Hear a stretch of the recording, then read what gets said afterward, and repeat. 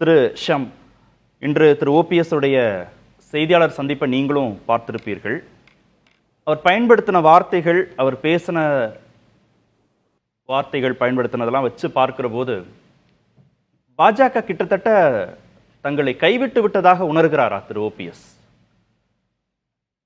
வானிலையில் சட்டென்று மாற்றம் ஏற்பட்டு தரையிறங்க முடியாமல் சில விமானங்கள் தவிக்கும். அப்படியான ஒரு விமான தவிப்பு தான் எனக்கு திரு ஓபிஎஸ் அவர்களிடம் தென்பட்டது. அது ஒரு ஆலங்கட்டி மலையில மாட்டிக்கிட்ட ஒரு விமானம் மாதிரி. அதுக்காக விமானங்கள் தரையிறங்க முடியாம போகாது, வேற எங்கேயாவது போய் தரையிறங்கும். சென்னையில இறங்க வேண்டிய விமானம் பெங்களூர்ல போய் இறங்கும். இது நம்ம தொடர்ந்து பார்த்து வருகிற விஷயம் தான். கட்டுப்பாட்டு அறையுடனான தொடர்பு ஒன்றும் துண்டிக்கப்படலன்றதுல உறுதியா இருக்காரா? கட்டுப்பாட்டு அறை டெல்லியில இருக்கு, அது எல்லாருக்கும் தெரிஞ்ச விஷயம் தான். கட்டுப்பாட்டு அறையை கண்ட்ரோல் பண்றது திரு அமித்ஷா அவர்கள், அதுவும் எல்லாருக்கும் தெரிந்த விஷயம் தான். நாளைக்கு அமித்ஷா அவர்கள் கூப்பிட்டு அனைவரும் ஒன்றாக இணைய வேண்டும் என்று கட்டளையிட்டால் ஒன்றாக இணைவார்கள்.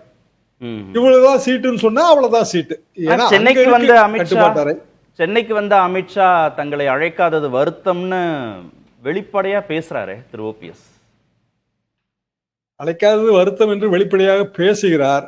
ஆனால் அதை பொறுத்தவரையில் அது அதிமுக பாரதிய ஜனதா கூட்டணி என்று மட்டும்தான் அந்த இடத்துல அஜெண்டா இருந்தது. என்டிஏ கூட்டணியோடு அதிமுக என்கிற அஜெண்டா வரல. எடப்பாடி பழனிசாமி அவர்கள் மற்றும் அமித்ஷா அவர்கள் ரெண்டு பேரும் பங்கெடுத்த கூட்டம். அப்படி பார்த்தா டிடிவி தினகரன் அவர்களுக்கும் அதுல அழைப்பு இல்லை. என்டிஏல இருக்கிற பிற கூட்டணி கட்சிகள், சிறிய சிறிய கட்சிகள், அவர்களுக்கும் அழைப்பு இல்லையே. வருத்தப்படுவதற்கு ஒன்றும் இல்லை. அடுத்த கோர்ஸ் ஆஃப் ஆக்ஷன் என்னங்கிறது தான் ஓபிஎஸ் அவர்கள் டிசைட் பண்ணணும். அப்போ அதிமுக கூட்டணி இன்றைய தேதிக்கு பிஜேபி அதிமுகவும் மட்டும்தான். இந்த கூட்டணிக்கான ஸ்ட்ரென்த் 2024 தேர்தலை வச்சுதான் நம்ம அனலைஸ் பண்ண முடியும். அப்படி அனலைஸ் பண்ணும்போது குறைந்தபட்சம் 30%, அதிகபட்சமா 33-34% ஓட்டு வங்கி இருக்கு. அது சாதாரணமான ஓட்டு வங்கி அல்ல.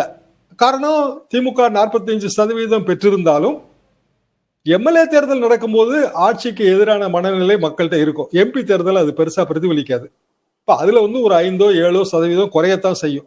இப்ப திமுக அணிக்கு இன்றைய தேதிக்கு ஒரு 38% வரைக்கும் தான் இருக்கும் என்பதுதான் எனது பார்வை. எத்தனையோ தேர்தல்களை பார்த்தாச்சு.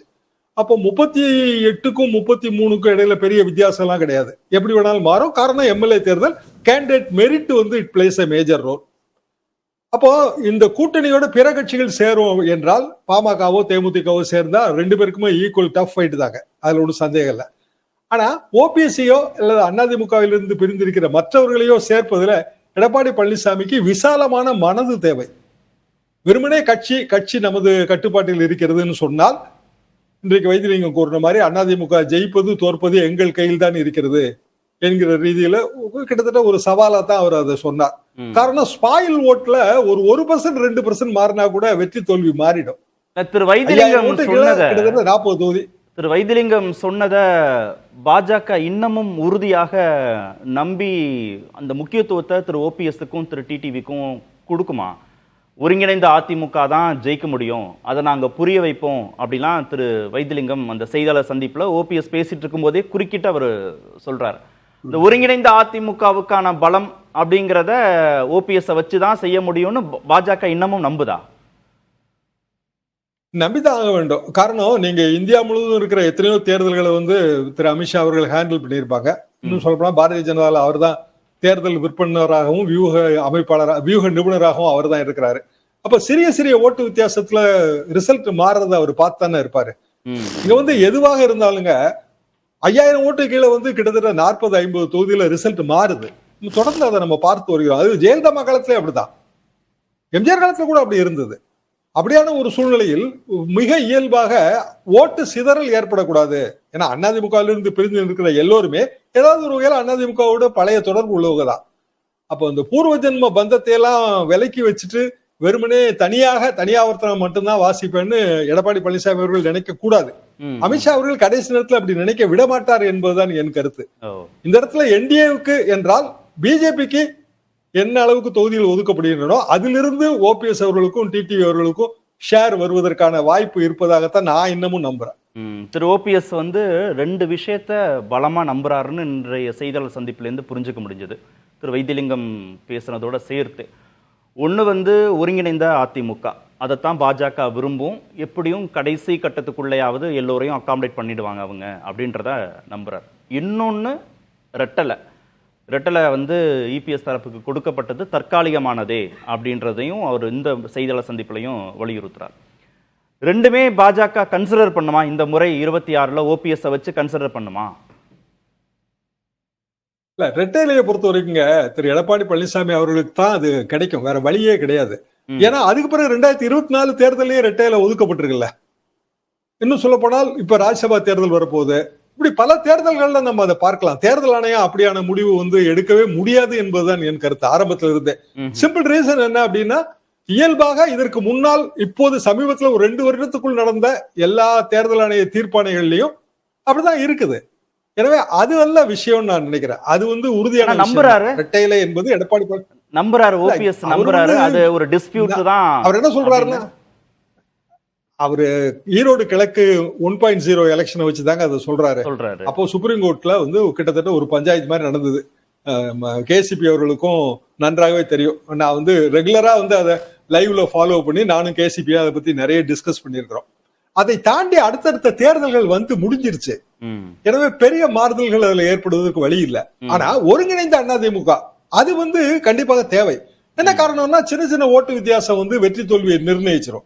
திமுகவை வீழ்த்த வேண்டும் என்று வரும்போது நீங்க வந்து பிற கட்சிகள், உதாரணமாக விஜய், சீமான், இவங்களை சேர்ப்பதற்கு வழி இருக்கிற மாதிரி தெரியல. அப்போ இந்த இடத்துல உண்மையிலேயே நான் எதை பார்க்கிறேன்னா, திரு அண்ணாமலை அவர்கள் என்ன நிலைப்பாடு எடுக்க போறாருன்னா, ஏன்னா chemistry between Annamalai, EPS and TTV அது வந்து மிகப்பெரிய அளவுக்கு இருந்தது. இப்ப அண்ணாமலை வந்து கொஞ்சம் விலகி தான் நிற்கிறாரு மெயின் ஸ்ட்ரீம் பிஜேபி ஆக்டிவிட்டீஸ்ல. உதாரணமா நேற்றைக்கு நடந்த பகல்காம் மன்னிக்கணும் ஆபரேஷன் சிந்தூர் யாத்திரை, அதுல அண்ணாமலை கலந்து கொள்ளவே இல்லை. பகல்காம்காக நடந்த கூட்டத்துல அண்ணாமலை அதுல கலந்துக்காம அவர் வேற இடத்துல செய்தியாளர் சந்திப்பு நடத்திட்டு இருந்தாரு. அப்போ அண்ணாமலை என்ன நினைக்க போகிறார்? அவருக்கான ரோல் பிஜேபி நேஷனல் லெவல்ல கொடுக்க போதா இல்லையா? இல்லை என்றால் ஒரே ஒரு வாய்ப்பு தான் இருக்கு. அண்ணாமலை அவர்கள் ஏற்கனவே 96ல மூப்பனார் அவர்கள் என்ன முடிவு எடுத்தார்களோ அந்த முடிவை எடுக்க வேண்டிய கட்டாயம் வரும். காரணம், ஒரு மாநிலத்துல வந்து பெரிய அளவுக்கு புகழ் பெற்றுட்டு அரசியல் தலைமையாக இருந்துட்டு அரசியல் விட்டு ஒதுக்கியெல்லாம் இருக்க முடியாது. அந்த விமானம் தரையிறங்கத்தானே செய்யணும். எங்க தரையிறங்க போகுது?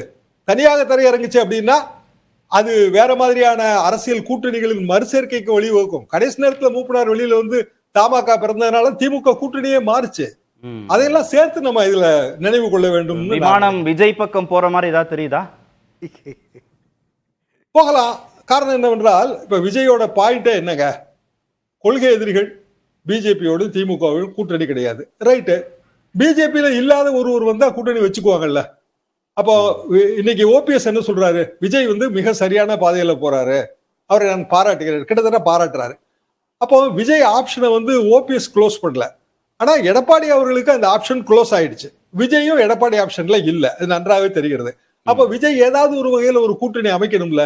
சீமான் வந்து அதுக்கு சரியா இருப்பார்ல. அண்ணாமலைக்கு சீமானுக்குமான கெமிஸ்ட்ரி யோசிச்சு பாருங்க, எந்த அளவுக்கு கெமிஸ்ட்ரி இருந்தது இப்ப சமீப காலமாக வரைக்கும்.